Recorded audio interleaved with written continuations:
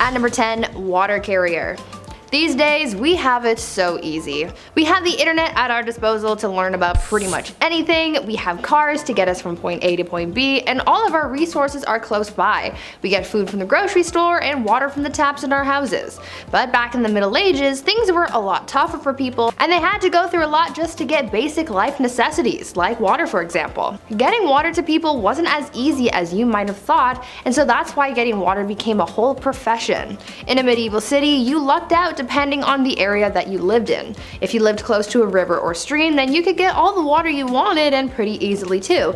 But if you weren't so lucky to live near this resource, then you might have had to hire a water carrier to fetch it for you. People sought out strong young men to become water carriers for them, and as the name implies, they would get paid to go to the nearest source of water and bring it back for their employer. This profession became pretty popular in the late medieval period in London, and by this time so many people were working as water carriers that they created their own fraternity. At number 9, scribe. These days most people know how to read and write. It's part of our basic education and is one of the first things that we are taught as kids in school. As you progress in society, basic literacy is taught more and more throughout the world, as some people in parts of the world might not have access to this privilege, but back in medieval times most of the population was illiterate, which made the roles of scribes so crucial. Not everyone had access to the right education, but for those who did and could read and write, they often became scribes. The role of the scribe was as straightforward as the name predicts. Essentially, their job was to write. Scribes were hired to write all kinds of documents ranging from letters to business contracts. One of their hardest jobs though was to copy manuscripts, which was a job that may have taken a scribe several months to complete. Many men and women in monasteries held jobs as scribes, but for common folk in villages, being able to become a scribe was seen as highly valuable as well. At number 8, town crier. I'm sure you've heard of the town crier at some point in your life, right? They're often incorporated into pop culture pieces that take place in the medieval times. When you think of the town crier, you might also think of the famous hear ye that is associated with the speeches of the town criers. Back in the Middle Ages, the role of the town crier was a very important one, as it was a crucial way for the local authorities to communicate with the residents of their community. The town crier would often make announcements of new laws, royal proclamations, the start of events, and even the punishments of criminals. They were basically the news anchors of the past.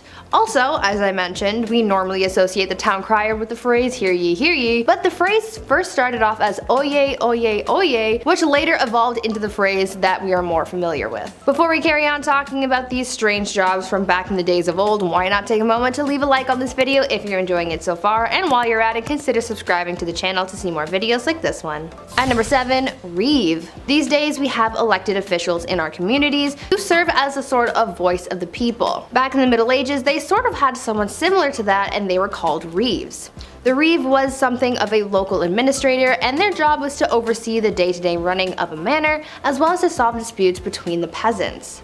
The Reeve was a peasant too, but they were normally elected by their neighbors or chosen specifically by a lord, and served as a Reeve for a 1-year period. This job eventually faded away as the feudal system began to decline, but fun fact, you can still find some Reeves in parts of Canada. At number 6, Peddler. This next job from the Middle Ages is one that we kind of still have these days, just a little more modern. We're talking about peddlers. You know how there are people who go door to door trying to sell you something, like back in the day when Avon used to do house calls? Well, this was essentially what peddlers did. Their job was to travel from village to village to sell various goods. This was how a lot of people in more remote areas were able to buy certain items. The peddler's job was pretty important for the local economy because it was able to bring business to larger areas than just one local town. It seemed like a good enough job, but socially speaking, peddlers were always looked at with suspicion. Oftentimes, local people would accuse peddlers of being criminals. Now, they easily could have been criminals, but it's really a case-by-case situation. You can't judge someone for just trying to get their coin. At number 5, Gong Farmer. Now, even though there were simple jobs like being a scribe and carrying water to people, there were also some messy and not so glamorous jobs as well. This next one I'm about to tell you about was definitely one of the worst jobs that you could have. See, there was a time before modern sewers and plumbing were a thing. This was a pretty icky time because rather than waste being disposed of in sewers, they were deposited into a privy or cesspit. Now, these things had to be cleaned out periodically, and guess what? There were people who were hired to do just that. The Gong Farmer was someone who was hired to maintain the cesspits, and so they would be given a large ladle and they would scoop out the waste and transport it away. Now I can only imagine how horrible that job would have been and how horrendous the smell would have been too. It sounds like an absolute nightmare, so I'm glad it's not a thing anymore. At number 4, Galley Rower. Now, as bad as it might have been to be a gong farmer in the Middle Ages, there was apparently a job that was much worse that people would do anything to get out of, and that was the galley rower. This was considered to be one of the most grueling jobs from the Middle Ages, and I can see why. These people would be tasked with working on a galley and rowing a ship along with a team of up to 1,000 other people. Apparently, people hated this job so much that they would try and avoid being picked to be a galley rower at all costs. Many people would join the priesthood in order to become exempt from becoming a galley rower. Usually this job would go to the poorest peasants and even slaves, as it became more and more difficult to find people for the job. That was one occupation that everyone agreed was the worst. At number 3, cupbearer. Now this is a job that I wish was still around. Not because it's a great job or anything, but I feel like it could have been cool to have my own personal cupbearer so I could feel like a queen, you know? The job of the cupbearer was pretty self-explanatory. Their whole occupation was to serve the monarch their drinks. Now I know I said I would have wanted a cupbearer so I could feel like a bougie queen, but the cupbearer's job was a little more important than just serving drinks. See, there was always the fear that the reigning monarch could get poisoned because it was a very common act of treason back in the Middle Ages. The cupbearer was the only person tasked with serving drinks to the king or queen because they had to make sure that it wasn't poisoned, even if it meant tasting the drink themselves before serving it, just to make sure that all was well in the cup. A lot of trust had to be put into this cupbearer so they could be quite influential in the courts if all went well. They were risking their lives and safety doing a pretty basic task, but it was for the good of the realm. At number 2, Alewife. Speaking of drinks though, let's talk about how the drinks got into the cups and who made them. In medieval England, women were mostly tasked with the practice of brewing ale, and they were aptly named alewives as a result. Alewives were very important not only for business, but also for the good of their families. Brewing was a quote, small scale, low investment, low profit, low skilled industry, but it brought success to a lot of married women as well as a substantial amount of independence, since this would have essentially been their business and their own source of income. These women would always be hard at work brewing because they sold their ale quite quickly. Ale didn't have a very long shelf life, and so they would make and sell their beverages quickly to keep up with demand and to compete effectively with others in the trade.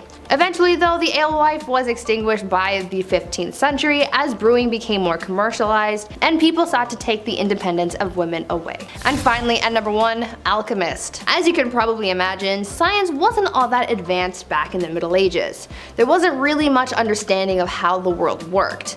Back in these days, there were people who tried to practice science in a way that they knew how before many advancements in the field came out, and these people were called alchemists. These alchemists believed that it was possible to change metals and chemicals. They tried to purify metals to change them into other things, and one of the most common experiments was trying to convert tin into gold or silver. For other alchemists though, their mission was to come up with new medicines to heal people and cure them of their ailments. Alchemists were quite popular until the 17th century as the ideas behind alchemy were replaced by the science of chemistry.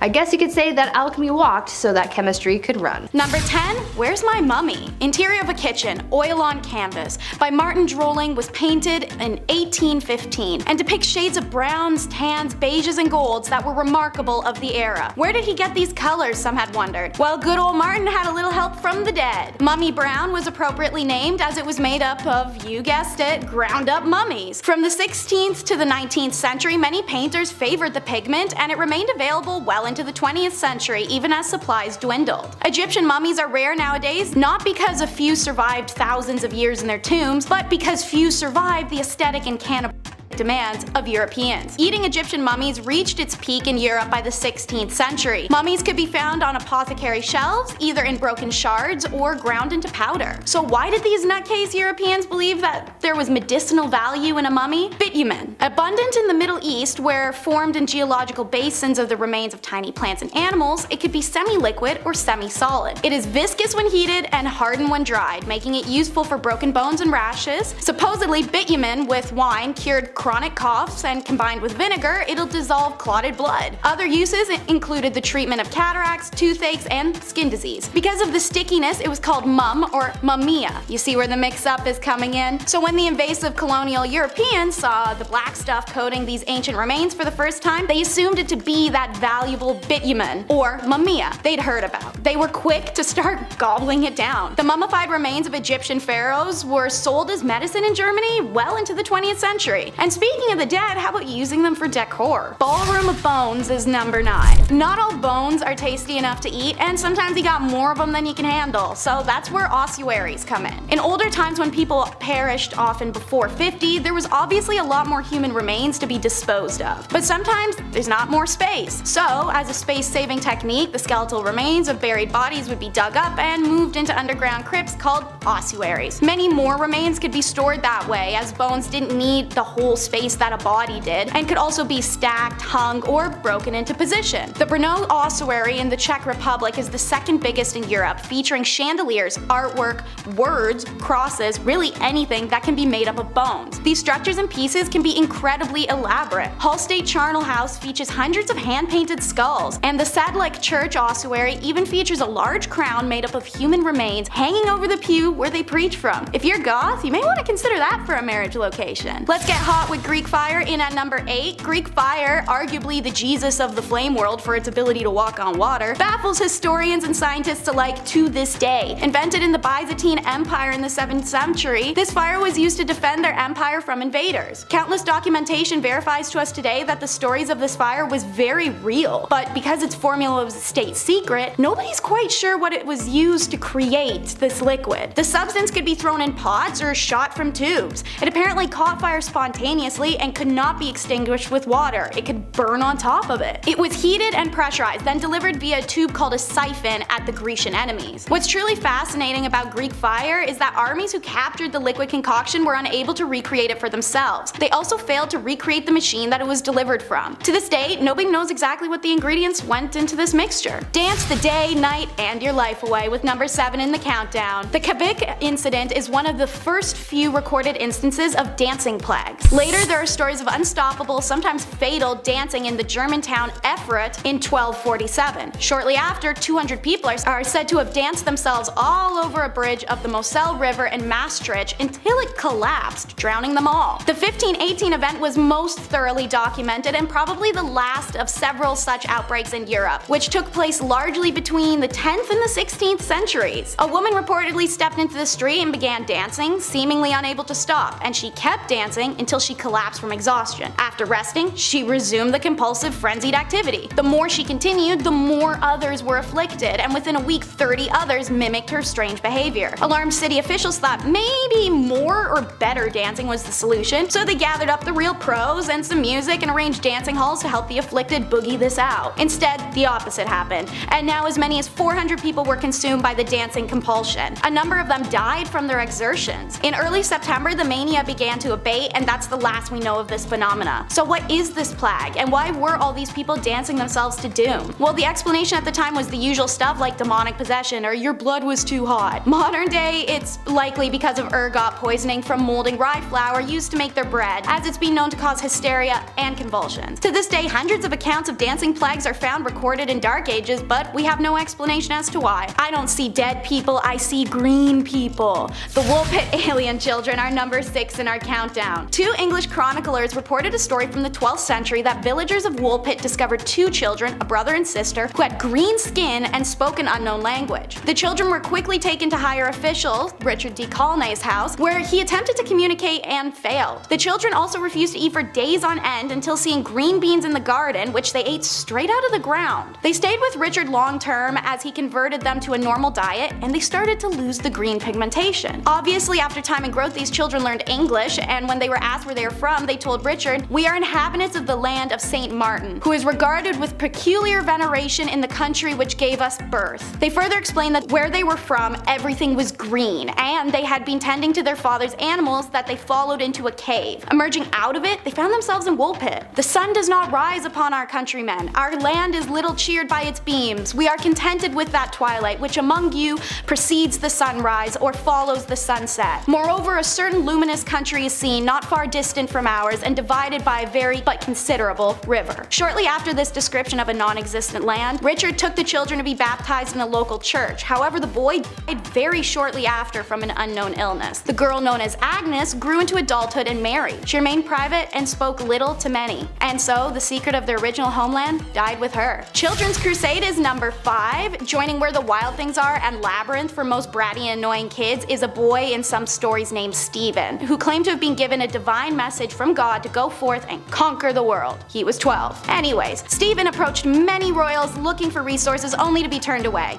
He even asked for the support of King Philip of France, who very rationally told the kid to go back home before bedtime. This was directly after the Holy Land Crusade, so it was mainly due to the fact that they believed he wanted to live out a hero legacy like his idols because he was 12. Like prepubescent boys, Stephen wasn't going to drop it when told no. He instead started preaching and recruited a band of faithful children to lead them into the Holy Land. One day, having found someone to supply his large gaggle of children, reportedly over 1,000, with a boat, Stephen loaded everyone up unarmed and unprepared and took to the seas. They were never seen again. It's believed Stephen's ship sank, or the children were stolen by the ship crew and brought to Egypt for other unfortunate purposes. No matter what happened, the preachings of Stephen led to what's believed somewhat between 1,000 and 10,000 children to their demise. Stephen is one of few documented children crusaders, none of which can technically even be labeled as a crusade, because to fall under that title, a mission had to be delivered and blessed by a pope. No children's crusade was ever approved. Speaking of holy crusaders, the Fate of the Templars is number 4 in our countdown. Founded in 1118 as a monastic military, their duty was the protection of pilgrims as they traveled to the Holy Land following the Christian capture of Jerusalem during the First Crusade. The Knights of Templar quickly became one of the richest and most influential groups of the Middle and Dark Ages, erecting banks, castles, and churches. Their wealth would be their downfall. A secret letter detailed black magic and scandalous sexual activities that was sent through France. The reality of this document was that it was made by King Philip of France, who notoriously stole and plundered from anyone he could. In response, more than 600 Templars are arrested, as well as hundreds of non-warriors who handled the day-to-day work such as banking, farming, and organizing. The men were charged with a wide array of offenses including heresy, devil worship, spitting on the cross, homosexuality, fraud, and financial corruption. The Templars, meanwhile, were kept in isolation and fed meager rations, all while facing brutal torture. Given the extreme conditions of medieval methods, it's not a surprise within weeks, hundreds of Templars just confessed to false charges. Their lands and money were confiscated and officially dispersed to another religious order, the Hospitallers, although greedy Philip did get his hands on some of the cash he coveted. Didn't know this guy was real, but the Pied Piper is number 3. The proof is etched in the Hamlinia face itself, an inscribed plaque on the stone facade of the so-called Pied Piper's house dating to 1602 reads, AD 1284. On the 26th of June, the day of St. John and St. Paul, children born in Hamlin were led out of the town by a piper wearing multicolored clothes. After passing the Calvary near Koppenberg, they disappeared forever. The tale in fact has survived a very long time. Originating as medieval folklore, it inspired the Grimm brothers' legend The Children of Hamlin, and one of Robert Browning's best known poems, The Pied Piper of Hamlin. While there are some small differences in the stories, the basics remain the same. The piper was hired by the people of Hamlin to rid the town of rats. Trailing after their hypnotic notes, the rat catcher and his magical flute made them go to their demise. But when the town refused to pay the piper for his service, the savior came for Hamlin's children. Entranced by the notes of his magic flute, the boys and girls followed the piper out of town and simply vanished. So what happened to Hamlin's children? One theory is that the Pied Piper played the role of a so-called locator or recruiter. They were responsible for organizing migrations to the east, and they were said to wear colorful garments and played an instrument to attract the attention of possible settlers. Popular opinion is, if this is the case, the children may have been taken to the Berlin area, as the family names common in Hamlin at the time show up in surprising frequency in areas of Uckermark and Prusnik, near Berlin. An entry in Hamlin's town records dating 1384 laments that it's 100 years since our children left. The stained glass window in town St. Nikolai Church, destroyed in the 17th century, but described in earlier accounts, reportedly illustrated the figure of the Pied Piper leading ghostly white children away. And St. Anthony's fire, number 2 in the countdown, is not as cool as it may sound. When people of Paris were tormented with painful boils, sores, swelling, and the sensation of fire in their skin, the only cure seemed to be a trip to St. Mary's Church in Paris. There, Duke Hugh the Great nourished the ill with his holy grain stores, said to help the ill recover. And they did. but as soon as they returned home, they had the plague again with terrible illness. The cause? St. Anthony's fire. The disease starts with faint burning in the skin, soon red spots covered the infected person's body who felt like their limbs were on fire. Arms would swell and turn bright red, then terrible hallucinations would plague them, convincing them they were being assaulted by demons or dragged to hell. Finally, gangrene would set in and the victim's fingers and toes would drop off one by one. Once infected, few survived. So what caused this horrible disease, and why did Holy Grain cure it? Well, if you've seen our video Top 10 Unusual Events from Medieval History, you may know about ergot poisoning. It's a fungus that grows on rye during cold and damp conditions. When the grain is ground up and then made into bread, people consume the fungus and poisoning ensues. So Duquesne's stores of holy grain were better maintained because of his status and they weren't contaminated with ergot. When people ate his grains, their ergotism went away, but as soon as they returned home and they consumed their contaminated grains, they were poisoned again. Ergot would remain undiscovered still for years to come, and many forms of ergot poisoning would manifest in this time. Number 1 takes the video title seriously though, the Dark Age. It's said the 9th plague of Egypt was complete darkness that lasted for 3 days. Well, this may not be entirely wrong, with the exception of it actually being 18 months. In 536 AD, it said a huge portion of our world went under a dark, mysterious fog that fell on Europe, the Middle East, and parts of Asia. The fog blocked the sun during the day, causing temperatures to drop, crops to fail, and people to die. As a result, countless documents were found in this country of mysterious darkness. However, they weren't taken seriously until the 1990s when researchers in Ireland noticed the rings on the inside of trees indicated some funny business around 536. Summers in Europe and Asia became 35 Fahrenheit to 37 Fahrenheit colder, China even reporting summer snow. They realized that the ancient witnesses were really actually onto something. They weren't being hysterical or imagining the end of the world. Now researchers also discovered what may be the main source of the darkness. A volcanic eruption in Iceland in early 536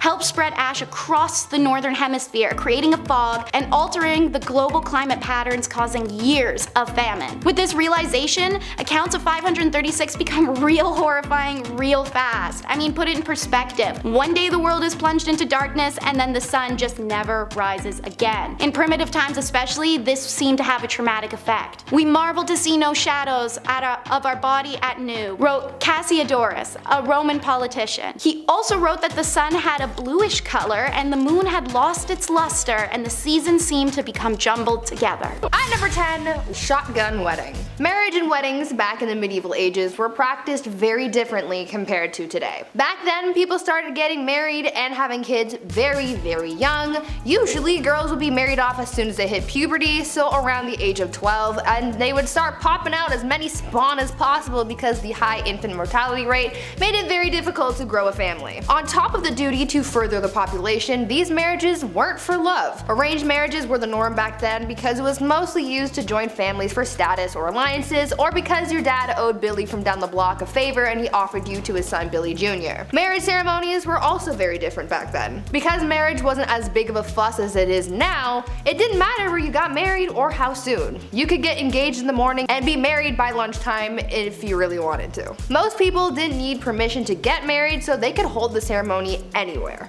Marriage ceremonies could be held in places like pubs, in the middle of the street, or even in bed. Because of this, it made it really hard to know who was married and to whom until the 12th century, when it was declared a holy sacrament that must be observed by God. Number 9, dowries. Today's weddings are so insanely expensive. I don't know if it's ever gonna happen for me, for that reason alone. But, you know, they kind of replaced the dowry altogether. But what was a dowry? It was a set of assets, money, material, goods, real estate that would be given to the groom once the couple united. The purpose of the dowry was to entice a groom to marry the bride if he wasn't already attracted to her. A kind of, we will pay you to marry our daughter kind of vibes. But it also acts as a kind of insurance for the bride. Should the marriage end in divorce, the husband is expected to pay it back. So yes, there were indeed take-backsies if things got really bad. Though considering divorce and annulments were rare and the money really never belonged to her, not the best rule to live by, but the groom would also pay something called the bride price or bride wealth. The groom was expected to pay a sum either in assets or money to secure a lady's hand in marriage. This implied security for the bride and their family. But yes, in both accounts, technically, a bride could be bought and sold for whatever price the family/groom deemed appropriate, so really just a marriage pawn. At number 8, watching consummation. Back in medieval times, depending on the century, weddings either meant a lot or meant nothing at all. If it was the early medieval age, then no one really gave a hoot about marriage, and I'll get to that later. But later, in the medieval age, marriage became a holy sacrament, and this sacrament had to be consummated. On the night of the couple's wedding, they would do the good old brown chicken, brown cow, boom boom pow, OMG wow, which could have been a positive or negative experience depending on circumstance, but it was also a little weird because there would be people watching it all happen. That's right guys, after the ceremony and reception, people would follow the bride and groom up to the bedroom and be like, hey Joe, grab the popcorn, we're watching the live showing of 50 Shades of Grey. And Joe would be like, yo bet, and then that's exactly how it happened. Anyways, this was all done so that there were witnesses to the consummation, so that the marriage's validity could be backed up. So if anyone tried to deny that their marriage was legit, Joe with the popcorn would be able to back up the bride and groom and confirm that everything happened. Kinda kinky, kinda weird. Number 7, no objections. So obviously, with a lot of people marrying willy-nilly, a lot of marriages mostly made people miserable. Maybe.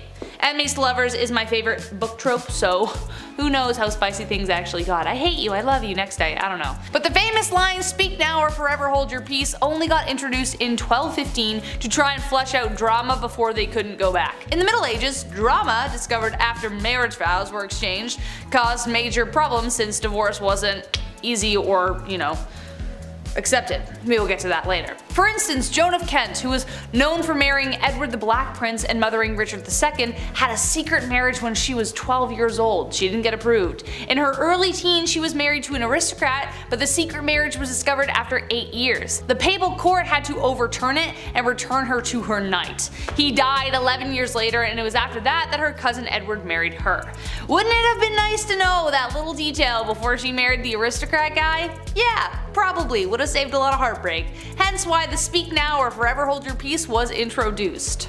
At number 6, shoes! Back in the days of old, shoes were apparently a huge staple in society. They were pointy and weird and expensive and complicated and were even integrated into marriage practices. During the wedding ceremony, it was a tradition for the father of the bride to take one of the bride's shoes and give it to the groom. The groom would then tap the bride on the head with the shoe in a token of his authority. But the shoe traditions don't stop at bopping people on the head like little bunny foo-foo. You know how these days there's a tradition of throwing the bouquet at weddings, and apparently whoever catches it is the next to get married? Well, that tradition sort of came from the medieval tradition of throwing shoes at weddings. Instead of throwing flowers, brides would throw shoes at their bridesmaids to determine who was next to walk down the aisle. Now this whole bride throwing things idea has failed me before because I caught a bouquet once and I'm as single as ever, so maybe someone needs to chuck a shoe at me or something this time. Please. Number 5, the bedroom trial. So divorce, again, wasn't a thing. On the upside of dying early, it potentially meant that you weren't locked in a marriage for too long. If the marriage did end, it wasn't a divorce, it was an annulment, which was very expensive. A common reason this happened was due to consanguinity, which was close relations by blood or marriage, which was forbidden. Other grounds would be adultery, leprosy, and impotency. Also failure to concede to the marriage debt, which was the obligation for both spouses to engage sexually. It actually didn't matter where this happened, you had to do it even if it was in a church. It was a big deal. Enter the bedroom trial. Court cases from the 14th century show records that bedroom trials took place that would determine whether a marriage should continue. The bedroom part is exactly as it sounds. The man and the woman were placed in a bed together and were to be watched by the wise women for several nights. If over the course of the night the man's member remains of no use, i.e. impotence, then it was determined that the marriage should end. But the wise women were most likely either complete strangers or the groom's grandmother. So I doubt that would have helped with the getting it up part. Poor guys. At number 4, marrying the country. If you married an entire country, does that count as polygamy? Are you technically married to everyone in the country or just the one country as a singular unit? These are the shower thoughts that I wish I could ask medieval queens, but unfortunately they died a long time ago, along with their marriage secrets and probably some recipes for poison too. Back to this whole marrying the country idea though. Back in the medieval age, when someone became queen, they had to get married more than once. For them, it wasn't just about marrying their spouse, they also had to marry their country. This process was called consecration, and it was something that a ruler had to go through in order to be a legitimate queen. The queen would go through a symbolic marriage to the realm, complete with prayers and a blessing and a ring and a crown. It was essentially like a real wedding, except the groom was a nation of people. Sounds like a happy marriage to me. Yeah. Number 3, the veil. As we have determined so far in our list, love wasn't the primary reason for marriage, especially for nobles, so as a result there were quite a significant amount of arranged marriages. Besides the symbolism of humility and purity, it was also used as a way of disguising the bride entirely. The bride would often be wrapped from head to toe to protect her from evil spirits. This tradition goes all the way back to ancient Roman times. That's one explanation, but during arranged marriages it was more literally used to hide the face of the bride from the groom. So if he didn't like what he saw after he literally unwrapped the package, well, too bad, she's yours now. Eventually veils progressed to being much smaller, but the tradition of revealing the bride to the husband to declare ownership remained a tradition, even to this day, kind of, except now it's more romantically idealized. You see Priyanka Chopra's awesome veil in that, you know the one.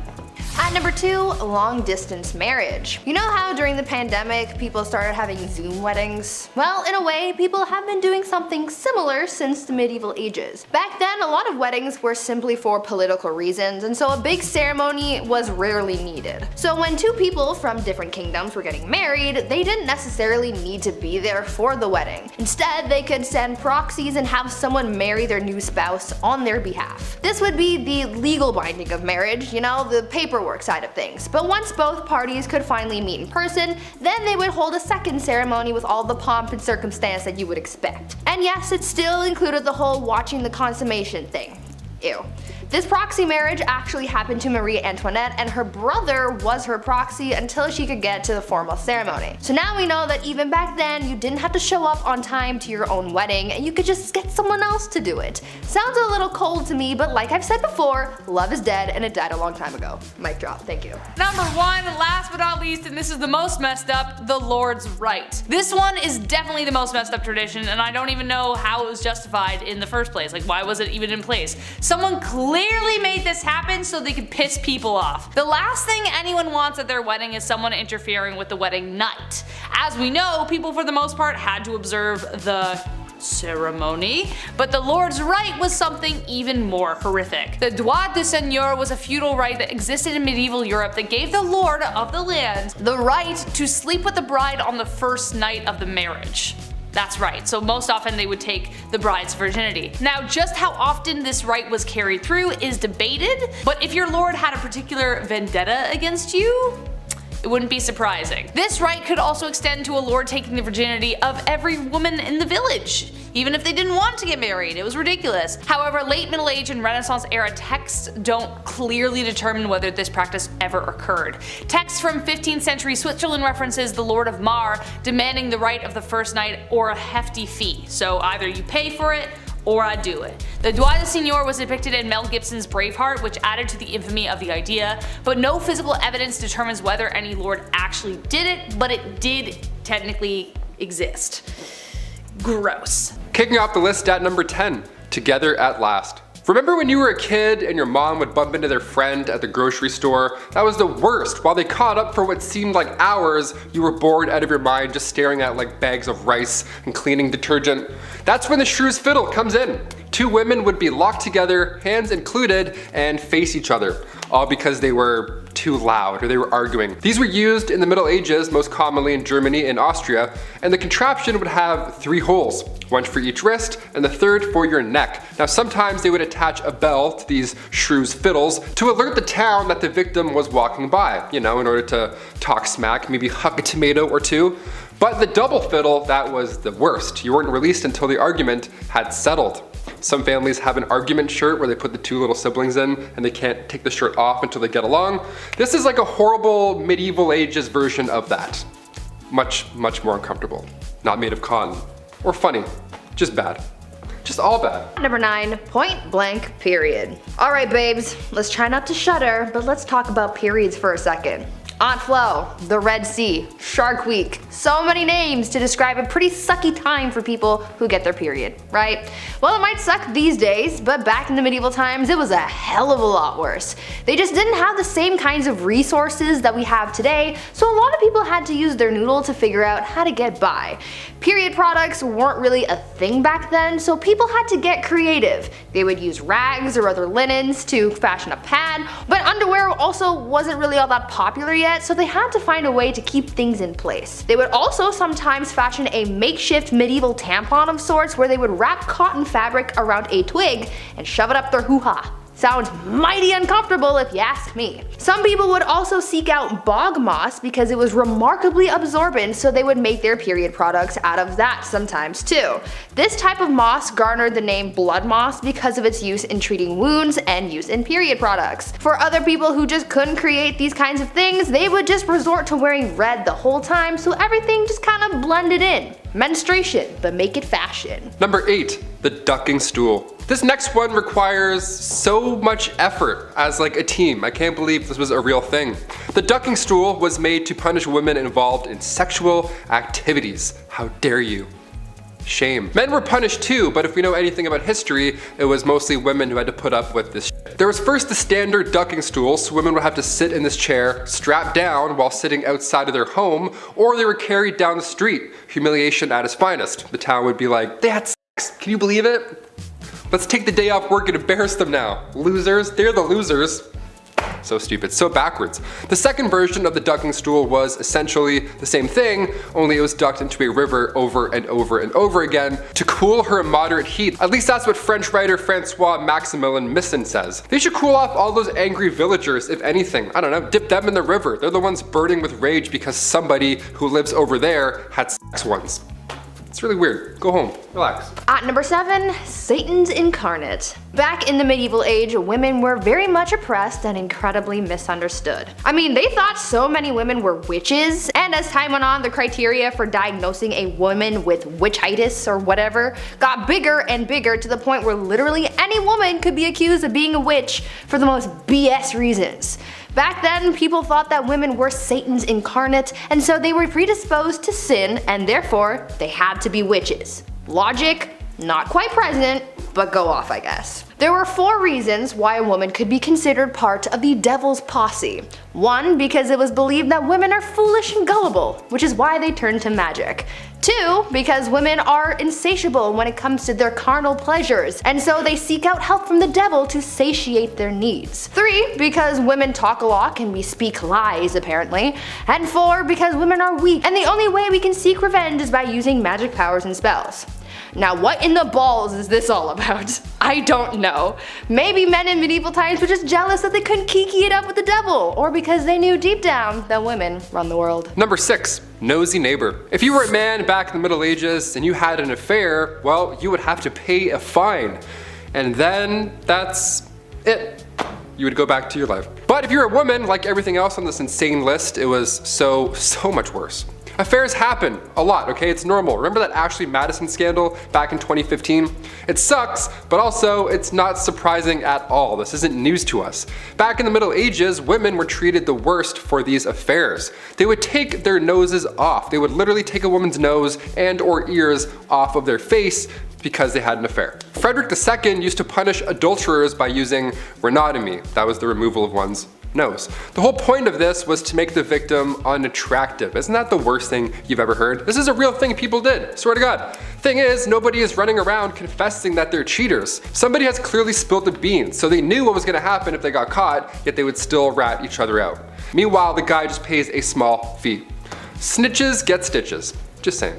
At number 5, married young. Lots of people get married at different ages. I mean, I know people I went to high school with who are already married, and I know people who didn't get married until later in life. But in medieval times, women, or rather girls, were getting married off at very young ages. At just 12 years old, a girl would reach the age of maturity and was then entitled to marry, usually to someone her parents had already chosen for her. To me, that just sounds so unfair, right? I mean, this kid hasn't really been able to live their life, make mistakes and learn from them, and now they're expected to be a wife and soon a mother? I could never. I mean, I'm only 22, so I'm not even thinking about those prospects, but I couldn't even imagine the amount of pressure that would be on a 12-year-old at the time. What's worse than just the age at which these girls got married was the treatment that they received from their husbands. Under civil law, a husband was literally allowed to physically harm his wife. In moderation, of course.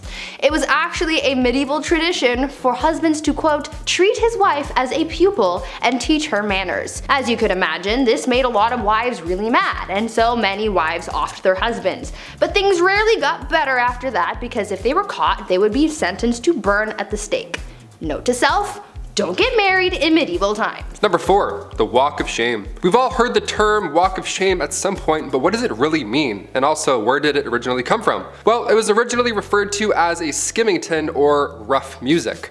And no, it doesn't mean they would blast Slipknot this whole time. This was done to wives who were bossy or overbearing. They would be forced to walk through the entire town barefoot, all those crooked, horrible stone roads, ankles just toast. It was horrible. They would also be scantily clad too, because why not? Because men are making the rules, that's why. And as you guessed it, crowds would be waiting outside, all prepared to bang pans and yell horrible things at her. I guess these dudes just never had jobs. I don't know, they were just always on standby, ready to yell at a lady walking by through town bare feet, all because she was deemed too bossy. Okay. If you're wondering who exactly is responsible for these public humiliations, the court. The official court. Judge Judy back in the day would be like, yes or no, did you raise your voice? Okay, case dismissed.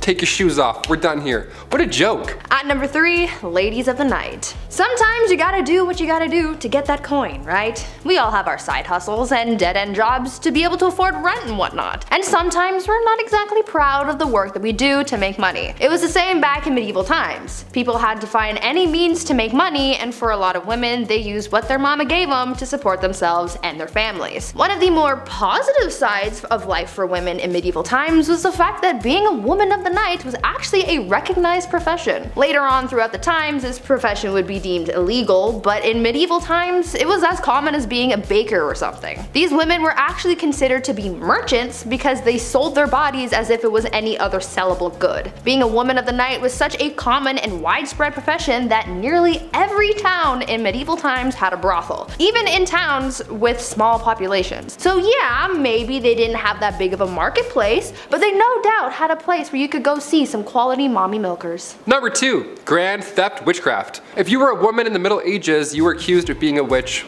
pretty often. They thought women communicated with the devil, like Bree mentioned earlier, just because some townsfolk with 3 teeth said so. Great, thanks Abe. Good job, good report. The punishment for practicing witchcraft wasn't a heavy fine like guys who cheated, but they would be burnt at the stake. This was popular in Scotland along with drowning. Those are the 2 big ones. Remember earlier how I said women would sometimes be dipped into a river or a pond? Well, they would also sometimes just be left there. It's called witch dipping, and depending on if she floated or sank, that's, you know, witch or not. The dumbest thing I ever heard. If you were charged with treason or witchcraft, that was the ideal punishment, because it surely beats burning to death in front of an entire village. This all got out of control come the start of the 17th century with the Salem witch trials. That's when people were like, you know what, I think this is wrong. I think we should stop, let's put this torch out, I think we're good. That's when 19 people were executed for being witches.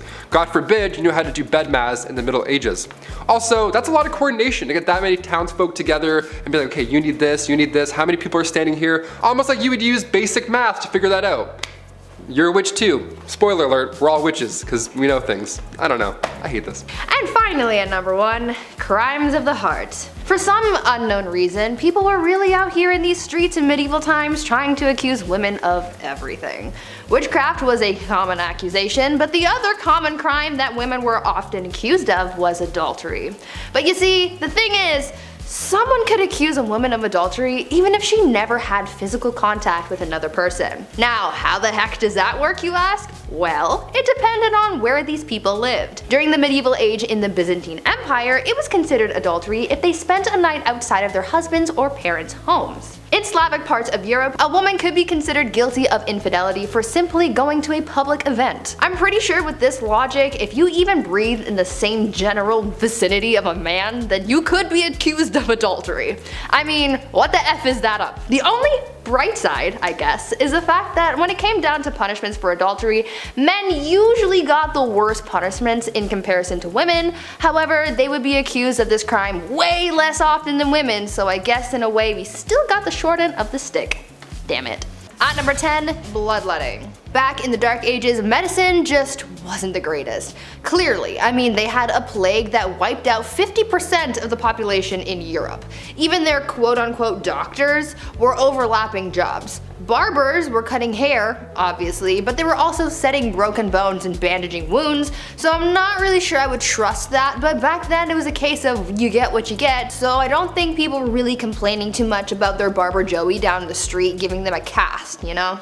But other than the practice of patching wounds and whatnot, they were also practicing bloodletting back then, and it was a little much. Bloodletting was the practice of withdrawing blood in order to cure or prevent illnesses or diseases, so doctors would use things like leeches to suck out the blood of their patients, but they also used scarification methods to scrape away the skin to drain the blood, and others used lancets to slice open veins, sometimes including the jugular vein. I'm so glad that we do not do this anymore because frankly, I would like my blood to stay inside my body, thank you. Now before we carry on talking about just how weird things were back in the Dark Ages, why not leave a like on this video if you're enjoying it so far, and while you're at it, maybe think about smashing that subscribe button as well to see more videos like this one. At number 9, shaming parades. If you've ever watched Game of Thrones, then you might be familiar with that scene where Cersei gets paraded through the streets of King's Landing while naked, while someone behind her rang a bell chanting, "Shame. Ding ding ding. Shame." You know what I mean? It's kind of a meme, but it's also based on a real medieval tradition called shaming parades. For years, people have loved shaming others. I think it's just human nature at this point. And obviously, back then, they didn't have any social media to use as their preferred method of ripping on someone, so they got creative. Very creative. Depending on what the accused did, their punishment would vary. But the one thing that stayed constant was them being paraded through the streets for everyone to watch. Specific punishments were given for specific crimes. For example, if a tavern owner served bad beer, then they would be paraded through the street and forced to drink their bad beer. If they were caught stealing a pig, then they would walk through the streets with a dead pig around their neck and a crown made of pig's feet. How regal. People would throw things like glass, rocks, and even dead cats at whoever was being paraded, and it was quite the spectacle. Now, would you rather experience this or being cancelled on social media? Let me know. At number 8, day drinking. Day drinking is a thing. You know, when you're with the homies and you pour yourself a glass of sangria and take a walk around the neighborhood in the middle of the afternoon. Not saying I've ever done that. It's usually a once in a blue moon type of deal, but for people in the Dark Ages, day drinking was an everyday affair. Now, people back then weren't necessarily drinking at all hours of the day just to get plastered and stay plastered. It was actually for health reasons.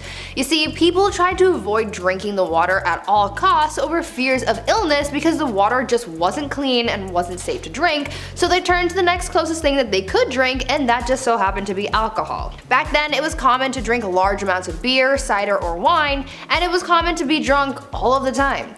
Thank God we can safely drink water now because I don't think anyone could handle the hangover that came with all that heavy drinking. At number 7, no pleasure. The Dark Ages were heavily immersed in religion. In medieval Europe, they took Christianity very seriously and people followed the church very closely. The mission of people back then was to live a good Christian life and to not commit any sins, but one of those sins was a little unfortunate when you look back on it. Back then, any sexual acts that were meant for pleasure and not for procreation was considered a sin. That meant that sexy time was reserved for furthering the population, and that's it. And if you did anything recreational, you would be getting a one-way ticket to hell.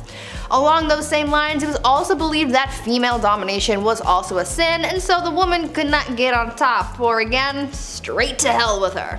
One saint, Francesca Romana, was so afraid of experiencing pleasure when she slept with her husband that she literally burned her lady bits with hot fat so that it would make the experience as miserable as possible. That sounds horrible. At number 6, cemetery fun. What types of things do you guys like to do for fun? Do you play video games, or read, or maybe you watch Netflix, or YouTube? Huh? And where do you like to go for fun? Maybe the mall or to your friend's house? Well, if you lived in the Dark Ages in Europe, you would go to the place that everyone goes for fun, the cemetery. Yep, you're gonna go kiki it up with the corpses, and unfortunately they're not corpse husband, although corpse, if you're watching, hit me up. Thank you. Anyways, back in the Dark Ages, the cemetery was the place to be.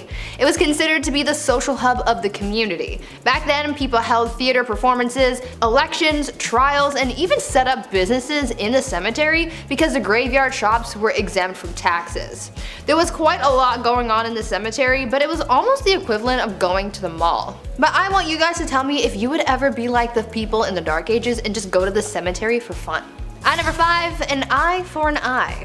When it came to the legal process in medieval Europe, things weren't always fair. I mean, they tried women for being witches and prosecuted animals for various crimes. Their punishments were sometimes swift and just, and other times they weren't. People back then believed that when found guilty of a crime, there were worse punishments than losing a hand or something. As I mentioned a little earlier, they were quite fond of public humiliation, but they also believed in issuing fines and even kicking someone out of the community altogether. If someone was found guilty of a violent crime, then they would be subjected to punishment that would cause them pain as well, but not to teach them a lesson, but rather to brandish them so that they would be recognized as a person in the community who did that one thing to that one person, you know? Since these people were very religious, they also had to make up with God for whatever crime they committed as well, so usually that would involve fasting, and then it would be up to Sky Daddy to determine if further punishment was needed. At number 4, the King's Evil. Being a king or queen in the Dark Ages might seem like a pretty cool job, but I don't really think it was. With the rivalries these people had, they were at risk of being assassinated in one way or another, they had to worry about their bloodlines, and of course, the thing that everyone had to deal with, illness. Some kings, to help out their people, were tasked with healing an illness called the King's Evil, and you're probably wondering, well, these kings weren't doctors, how did they cure illness? And to that I say, well, they touched it, of course. This whole thing started in the 11th century when Edward the Confessor became known for touching a person suffering from scrofula, aka the King's Evil, and they cured them. People thought that this was a miracle, and so for hundreds of years after that, English and French monarchs were tasked with touching the sick to cure them of this illness because the monarchs were believed to be an incarnation of the divine. At number 3, tooth worms. If you're one of those people who really hate going to the dentist, just be glad that you didn't have to go to the dentist during the Dark Ages, because that was an absolute nightmare and a half. Not only do they not have any proper medication or anesthetics, but you could also get the worst diagnosis your dentist could ever give you, and that was a diagnosis of an infection of tooth worms. They believed that people could be infected with tooth worms that caused a tooth to decay, and that pits and holes in the tooth were home to a worm that looked like a tiny eel. What's worse than the diagnosis, however, is the removal process. They didn't want to pull out the tooth that was supposedly infected with these tiny worms, so instead they used a more holistic approach. A method that they would use to rid the worm would be to take a candle made out of sheep's fat and various seeds, and then they would hold it as close to the tooth as possible so that the worm would run from the heat and fall into a little dish of water that was being held beneath the patient's mouth. That sounds like a horrible trip to the dentist, that's for sure. At number 2, judging tears. In modern times, somehow we've come up with this idea that only girls are allowed to cry. I think that's pretty BS, and it's healthy for everyone to express their emotions, and funnily enough, they believed the same thing back in the Dark Ages. Back then, everyone was expected to cry freely, but the strange part of all this is the fact that people judged how others cried. Their tears would be judged on quantity, duration of crying, and frequency as well. They took their tears pretty seriously. Obviously, when someone was crying because of some kind of loss, it was pretty much nothing, but if they saw someone else crying for a different or unexplained reason, this was believed to have been a different kind of tears called the gift of tears. They believed that this was a sign that someone was thinking of Jesus and his suffering, and that they were so overcome with emotion that they were moved to tears, and this was also considered a gift from God. As long as someone's crying wasn't too loud, they didn't cry too much, and it didn't disturb anyone, especially during a church service, they were just considered particularly devout. And finally, at number 1, pee readings. This Dark Age tradition is probably one of the strangest ones I have ever heard, and you might come to think the same thing. In medieval England, people were known to get diagnosed based on their pee. Back then, they believed that the consistency, color, and taste of someone's pee could diagnose someone's ailments. They took this method of diagnosis so seriously that they published books for the wealthy so that they could do the practice at home, and these books included illustrations and color charts so that they could judge their own pee. According to their text, if your pee was white, then it was the ideal color and that meant everything was working properly. If it was wine colored like blue or black, then that meant that something was very wrong. And if it was green, then you were basically on your last leg and you should probably get your will in order. Now, I'm not sure how accurate these readings actually were since medicine was basically non-existent back then, but they tried their best with what they had, I guess.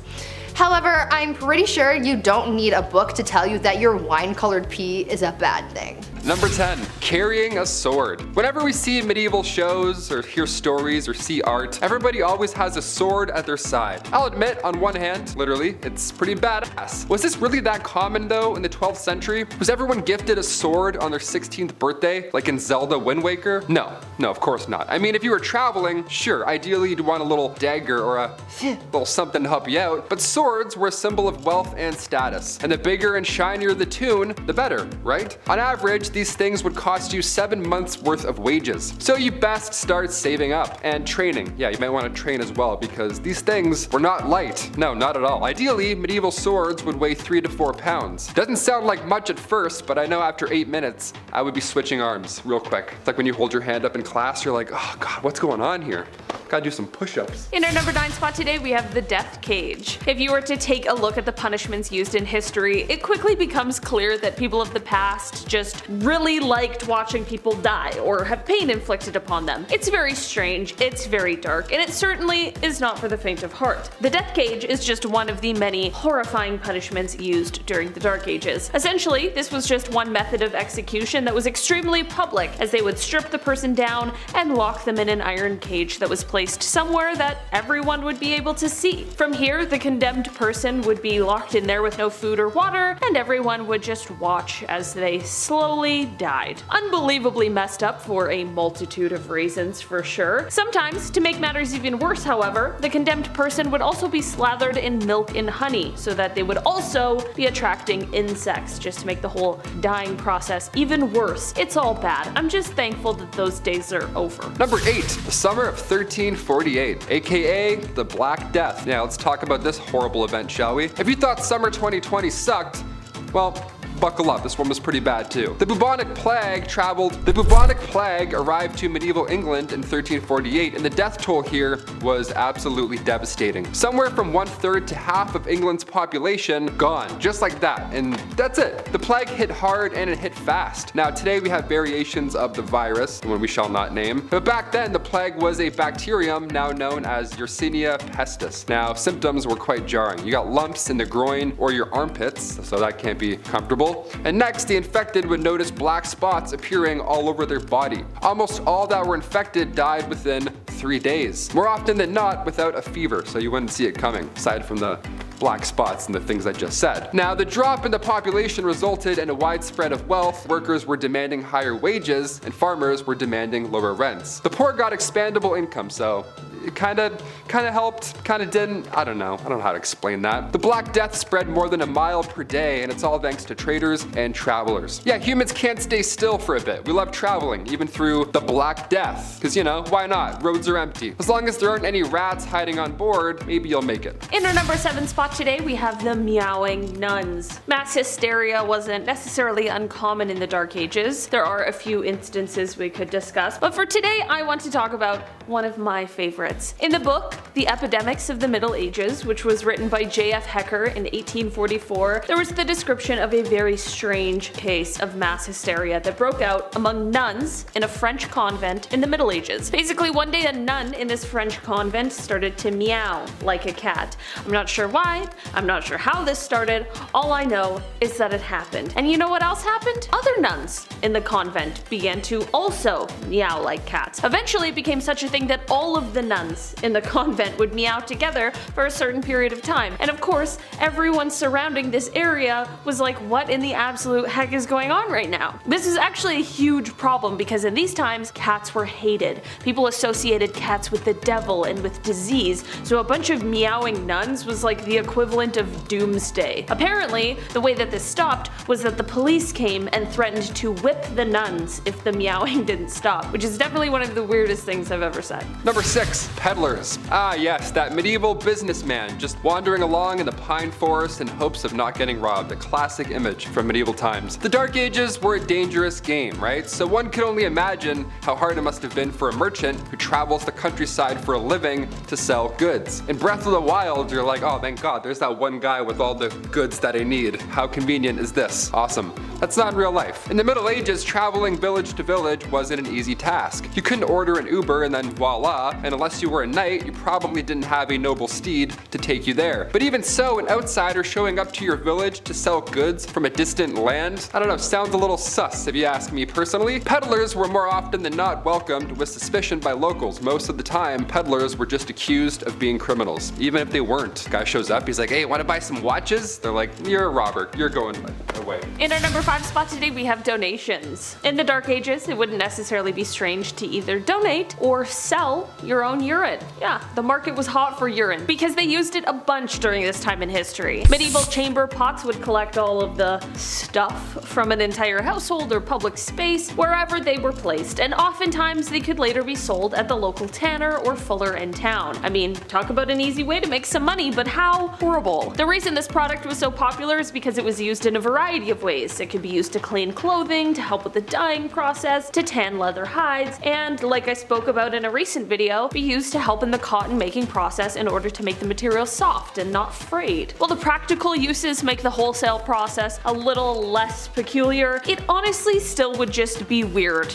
to have to sell your own pee or your neighbor's pee. Number 4, color coordinated. I get it, on Wednesdays we wear pink. It's nice to add a little color into your schedule at work, in the office. It's fun, sure, have at it. In medieval times, they were serious about their looks and colors. There was no around back then. Having rules about what colors and what type of clothing and hats you could wear, you named it. It was all based on your occupation or social level. Some colors were banned for certain professions. Imagine that. For example, imagine if you were a night worker, right? If I can say that, a woman, lady of the night. You weren't allowed to wear certain styles or colors. That's hilarious. Hey, welcome to Ontario. We don't wear jeans here. Got it? All right, now get in. 15th century English law banned knights or anybody below knights from wearing velvet, which is so random to me and so funny looking back now. Imagine that. And you may know this one, but purple was a fancy color back then. Purple has been associated with royalty even since the ancient world. Natural purple dye was rare, and medieval Europeans believed that mixing dyes was unnatural and diabolic. It was a no-no. So they were missing out on purple for quite a while because they didn't want to,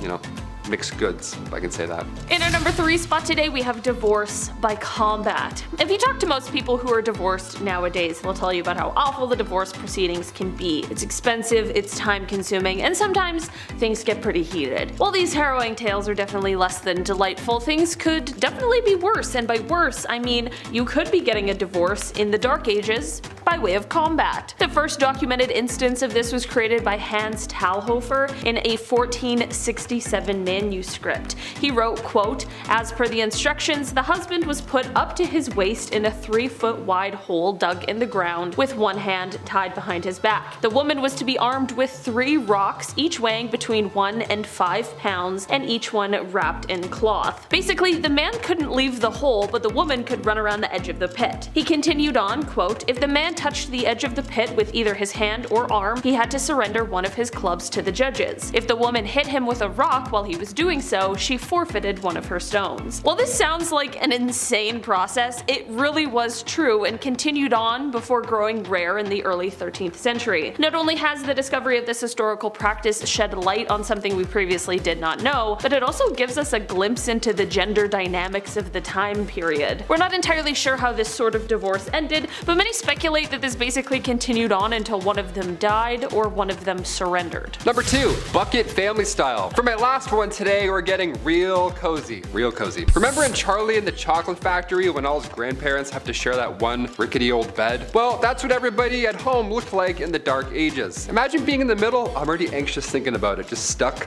I mean, think about it though. Back then, space was so limited. Warmth is also a plus in those winter nights. And beds, they were massive. They were made of straw and wood. It was a whole thing. It was a whole situation. It's not like you could fit more than one of these in your home. No way, Jose. Even in the royal household, this was a common theme. King Richard I of England and King Philip II of France both had to sleep in the same bed as an act of diplomacy. Again, I would be so anxious and awkward there. I'd be like, oh, excuse me, Mr. King guy, you're snoring too loud. In our number 1 spot today, we have affair affairs of the court. If you know anything about marriage in the Dark Ages, you know that love was often not a part of it. To sort of piggyback off my last point, if you were in a loveless marriage, like most everyone else was in the time, but didn't want to go through the process of beating your spouse to a pulp or any of the other divorce methods at the time, you could instead turn to courtly love. This wasn't for the common household and instead was for members of the court, but it allowed the lords and ladies of the time to experience love and courtship despite what their marital status might be. Yeah,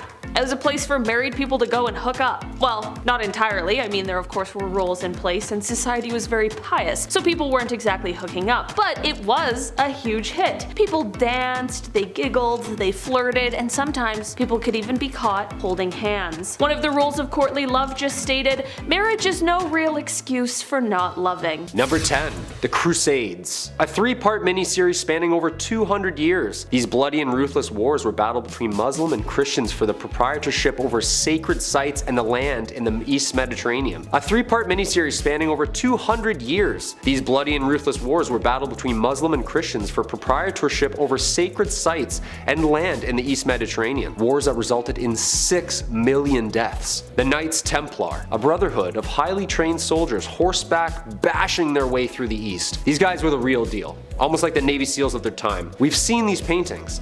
The elite fighting force with the red cross painted on their chests. I wonder if they had to do a Hell Week. These soldiers were the most trained and savage fighters in all the Christian armies. Richard I leading the third and final crusade, earning him the name Richard the Lionheart. Back then the names were always something so aggressive and scary. It was never like Richard the Clownfish or Henry the Pygmy Goat. No, we need fear. Way more fear. Number 9. The Doomsday Book, 1085. The Doomsday Book was created under William I, also known as William the Conqueror. Like, you're already the first, man. You don't need 2 names, come on. This guy basically drew up a book to document people's money so that he could tax them. Oh yeah, this is the very first time surveyors went town to town and recorded how much money you would owe for simply just doing you. Men would show up at your house asking how much money you made and document your spending habits. 5 shillings on groceries, huh? Okay. And 5 on that phone plan. Look, tax season's coming up, Arthur. It's not looking good, man. Talk about a bunch of crooks, huh? Imagine owing someone money for just trying to make an honest living. Yeah, thank God that didn't catch on, right guys? Oh, speaking of, I gotta phone H&R Block. Number 8. The Magna Carta. The year's 1215. We need some laws, people. This document was one of its kind. A document setting out the laws and limitations from the common man to King John himself. A legal system written down so that there are clear do's and don'ts. No free man shall be seized, imprisoned, dispossessed, outlawed, exiled, or ruined in any way, nor in any way proceeded against except by the lawful judgment of his peers, and the law of the land. Did you get all that? Write that down. Except women. They don't have laws. And they can't act in plays. Sometimes people needed to face the music. And even animals. Huh?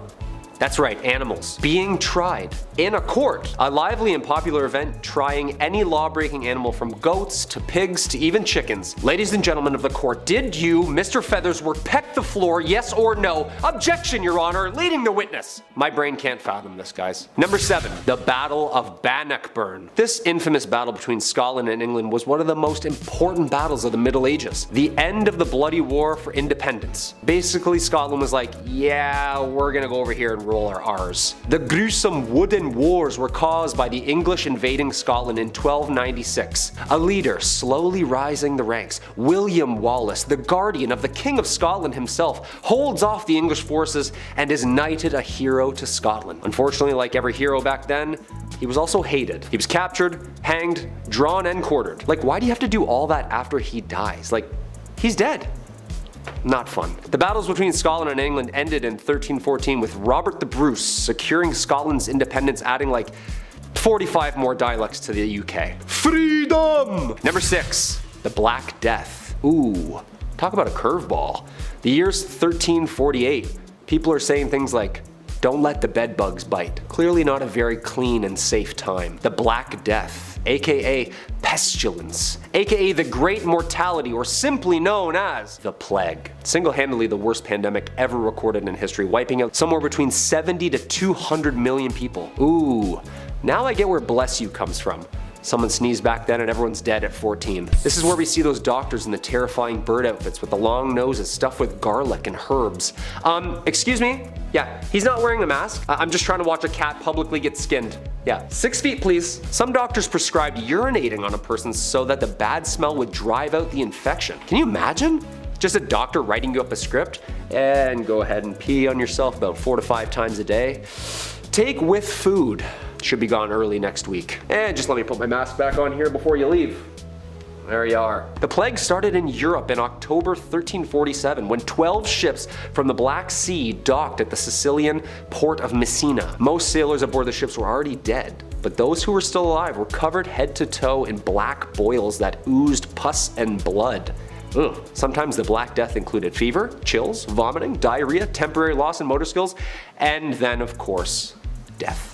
Number 5. Joan of Arc. Finally, a woman in the Middle Ages.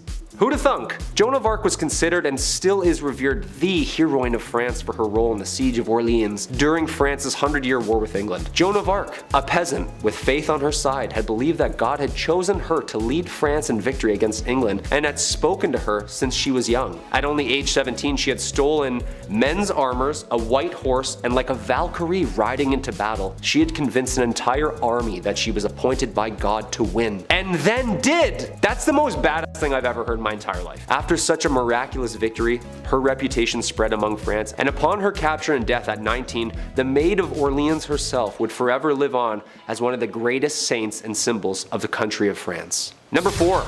Henry V. Another war? All these people do is kill each other. Does anyone fish? Or golf? No one, huh? Just swords and heads, swords and heads. A history itself. This time, England beats France. King Henry V, Prince Hal himself, leans into his kingly duties, demolishing France in what Shakespeare would delve into years to come. The Battle of Agincourt is one of England's most celebrated victories and was one of the most important triumphs in the 100 Years' War. Then should the warlike Harry, like himself, assume the port of Mars, and at his heels, leashed in like hounds, should famine, sword, and fire crouch for employment. Henry V. Prologue. Good stuff. How come these guys didn't just like rap battle or play soccer or something? Like an arrow right through the chest is way worse than a red card, just saying. Hey, speaking of soccer. Number 3, mob football. I'm not talking about the mafia. Put 1,000 on Brady, would you? I'm talking about mob football, also known as folk football. It's just like our modern day soccer. Town versus town. Except it has an unlimited amount of players. And there's only 2 rules to the game. Get the inflated pig's bladder over the opposing team's lines on the other side of town, and no murdering. I mean, I guess this is closer to rugby? Yeah, this is literally just rugby. This game was played competitively and eventually outlawed at Oxford University in 1555. Just a guy named Jeeves in a polo. Oh yeah, I play mob football at Oxford. Yeah, I'm also in a frat. This game got so out of hand it was banned numerous times in England. There is great noise in the city caused by hustling over large balls from which many evils may arise which God forbid. We command and forbid on behalf of the king, on pain of imprisonment, such game to be used in the city of the future. Thankfully this game has calmed down over the years and now has become the most popular played and watched game across the world. Go Liverpool! Number 2, the printing press. The printing press is a machine that was designed for the mass printing of text, mostly in form of books and newspapers. With an unknown date of origin, first invented in China, this machine designed in the 15th century by Johannes Gutenberg was a revolutionary new form of writing which would only change the direction of history with the mass production of uniform text. Long story short, people didn't have to get the world's worst wrist cramp writing Hamlet over and over again. To be, or not to be, 86 more folios?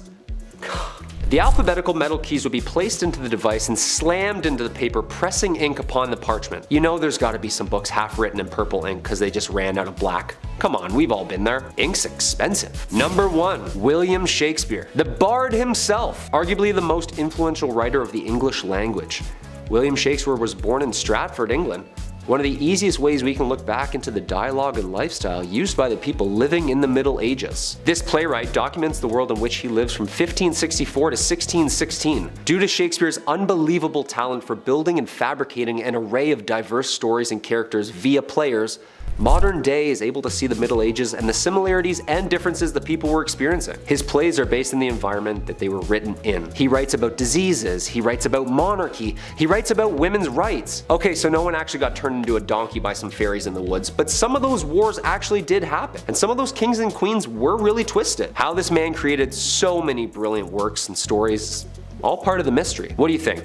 Genius? Or did the guy have some help? One man in his time plays many parts.